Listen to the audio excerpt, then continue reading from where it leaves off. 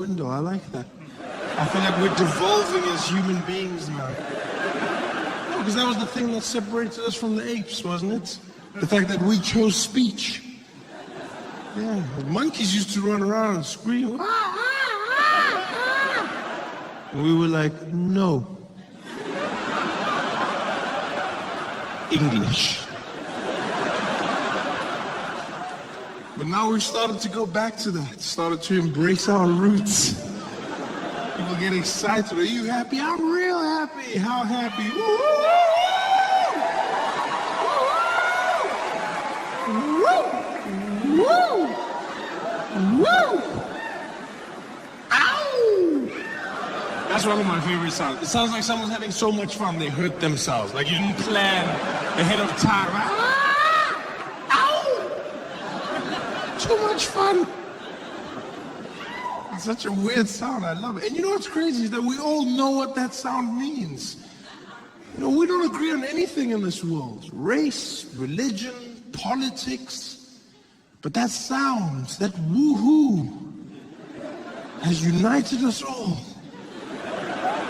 You can make that sound anywhere, and people accept it. As long as there's alcohol present, you can make that sound. Woo-hoo! But there has to be alcohol. You can't make that sound anywhere else. You can't make that sound in the office. It's unacceptable. Your boss won't allow it. You can't be like, final email sent. Woo-hoo! Johnson! Sorry, sir. Sorry. You can't make that sound in church. And that is why Jesus died for our sins. Woo-hoo! Sorry, Pastor. Go to hell. You just can't do it. But everyone knows it. Everyone knows what woohoo means. It means happiness. Yeah, it means the happiness of the people. It's strange because no one asked me to vote on it.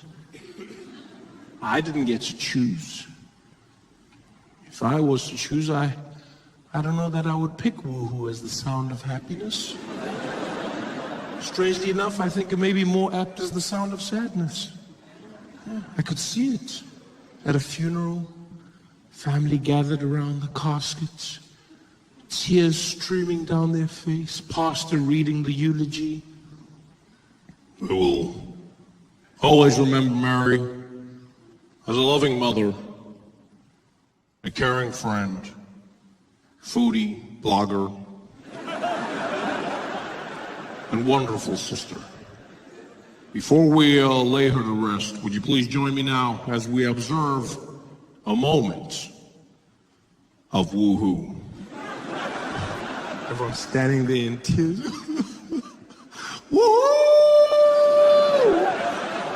Woohoo! Ow!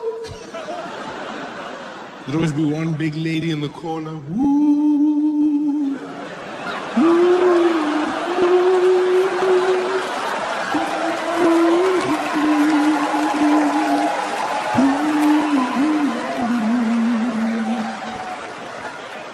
Thank you very much, sister.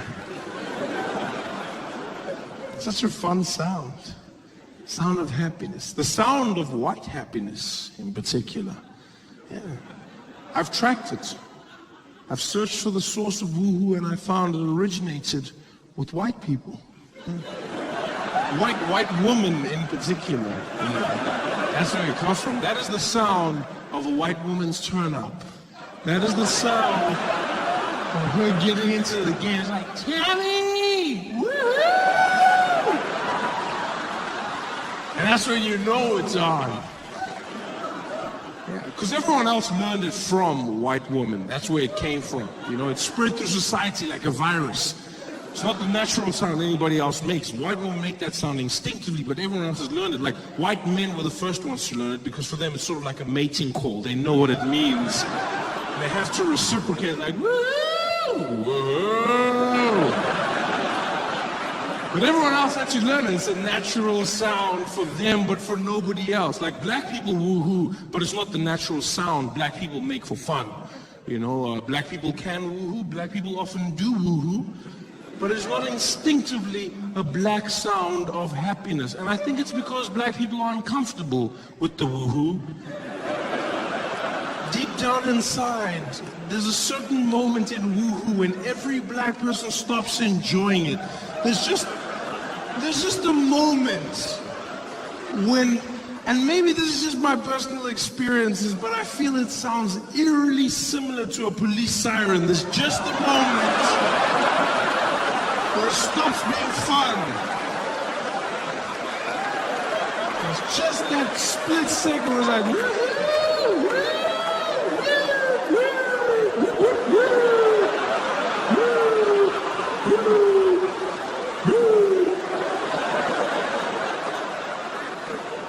like, put your hands in the air and keep them there. It's not the sound of happiness in my life. That's not. Although I guess that's why white people do it, because white people love calling the police. So they're probably like, woo! Oh my God, the cops are here! Party time! Come on in, I thought you'd never make it.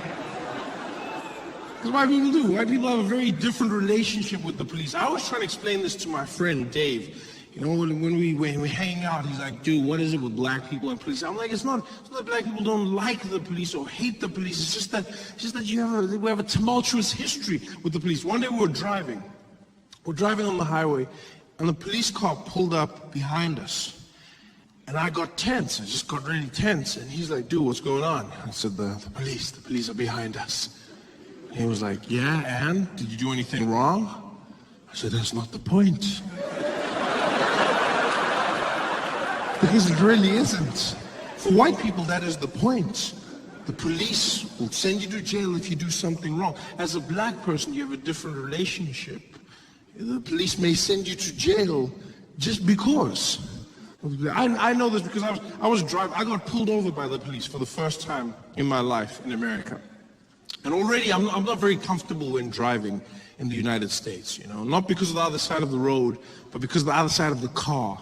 I'm not used to that.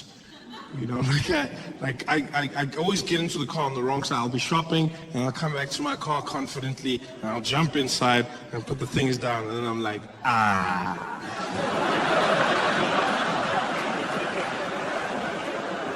And then instead of getting out, I sit there. I always just sit there.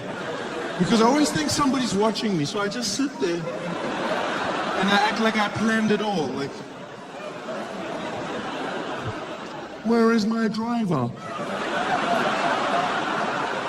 Where is my driver? He should have been here by now. Where is my... Oh, well, I guess I'll drive myself. I don't know why I do that. But I'm not comfortable. But you have to drive in Los Angeles. So I had a little rental car, and I'm driving on the freeway, and this police car pulls up behind me.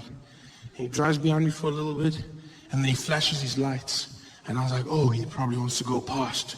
And so I moved over to the middle lane. And then he came with me. And he flashed his lights again. And I was like, oh, come on, just go past me, man. Just go past me. And we went back to the fast lane. He came back with me, and he used the flashlight. And this time he was like, whoop, whoop, whoop, whoop, whoop. And I was like, yeah, go past. You keep doing it, go past. Because I didn't think he was stopping me. I thought it was basically the vehicular equivalent of that moment on the sidewalk when you both don't know which way to go. I thought we were doing that with our cars, like, I thought that was happening. And clearly he thought that I was evading him in the most polite manner ever. Because he gets irritated, he's like, pull over the side of the road, pull over the side of the road. And I couldn't hear what the hell he was saying. Which I think is part of the problem. I don't think it's fair that police have speakers on their cars and we don't. I think this is a recipe for disaster. That's the first step in mending relationships, is communication, people. I don't know what the hell that guy was saying, but I couldn't tell him. He was like, pull over the side of the road. If I had a speaker, I would have had the ability to be like, sir, I cannot hear what you're saying. Enunciate your words, please. Enunciate your words. Speak clearly. I said, pull over the side of the road. No, use your words, buddy. Use your words. Talk to me. talk to me. What do you need? Pull over. Pull over. I'll be like, okay, I will be pulling over right now. Thank you very much. Like, it would be more effective. But I didn't know, so he's like, I'm like, I don't know what the hell you want to. I'm like, what are you doing? He's like, pull over. And I panicked, and so I stopped. I pulled over right there where I was on the freeway, which apparently you're not supposed to do. I didn't know this. I know this because I just know that police tell me to do something, I do it. So he said, pull over, and then I stopped. And then he was like, don't pull over there. Then I was like, well, you should have been more specific. You can't tell me to pull over and then tell me to not pull over. You should have said pull over at a time that is more appropriate. You can't just tell. Now I'm panicking. He's like, get back into the road. I'm like, this guy does not know what he wants. I'm back in the road. And then he's like, take the next exit. And now we're driving. And now he's guiding me along. It's like I had a really angry GPS. It was the weirdest thing ever. And so like, he's driving me like, make a right at the lights, make a right. It's like I chose angry cop on my ways. That's what it felt like. He's like, turn left, oh no. I said left, turn left, no. Recalculating. When it is safe,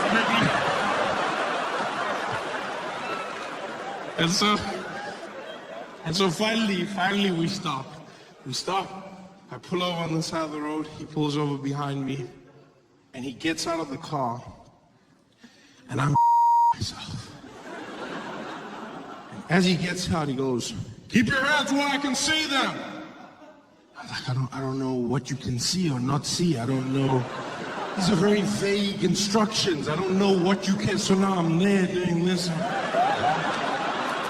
I don't know what you can see or not. I'm sure, like, don't get me wrong. I just, you know, the thing is, I just don't want to die. That's all I just don't want to die. And I know I don't look like, but I'm not the dying type. I really am not. Like, I'm a chilled out guy who likes living. I don't want to die. And the worst thing is, I don't know how not to die. That's the thing. I don't know how not to die. Because every day I turn on the TV, it seems like another black person is being shot. So I just want to know how not to get shot. You know, I try and learn. I really do. I try and learn. You know, it all started in the lower echelons of enforcement, community watch. George Zimmerman shot Trevor, the young boy. And the story started off with man shoots boy. Everyone was like, yeah, this is horrible, this is disgusting. But then the news, for some strange reason, the next day they just forget, and then they start asking other questions. They go, well, why was he wearing a hoodie? What was he doing, and why was he wearing a hoodie? I was like, oh, is that, so don't wear a hoodie. That's what it is, the hoodie. It's very frightening. You don't know what's going on under there. Yeah, we've all seen Star Wars. It's the creepiest thing ever. Yeah, it's the dark side. And so I was like, oh, so if I don't wear a hoodie, then I'm safe. No one's going to shoot me if I don't wear a hoodie. But then if you cut forward, and then the next thing you know, it's Mike Brown in Ferguson.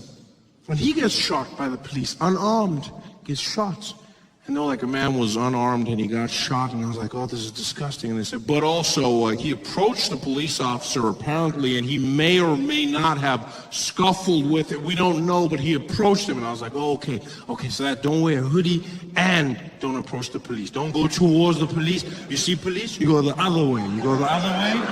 Okay, cool, I got it. So no hoodies, no approaching the police. This is it. I'm learning. This is how. But then the next guy comes on the news, Eric Garner in New York City. And there he is. He's standing, and the police, they apprehend him, and they start choking him. And he doesn't go towards them. He doesn't go. He's standing there with his arms up, and he gets choked to death by 6 policemen. And then they come on the news, and they stand. They go, well, you got to understand, for these police, I mean, this was a pretty big guy. He was a pretty big guy. He was scary. He was a really scary big black guy. And I'm like, okay, cool. So don't be a big black guy, and then you should be fine. Don't be a big black guy, and then and every day I look in the mirror and I'm like, good job. And I'm like, okay, fine. Okay, so don't wear a hoodie, and don't approach the policeman, and don't be a big black man. I think I've got it all down. And then I turn on the TV, and then I see Walter Scott, a 50-something-year-old man, running away from a policeman, getting shots in the back, running away from the policeman. And again, the media, for some strange reason, just seems to forget what the main purpose of the discussion is. Because on day one, they go, unarmed man, shot in the back. Day two, they're like, Who was Walter Scott? Let's find out about it. Apparently he had a charge of assault against him in 19...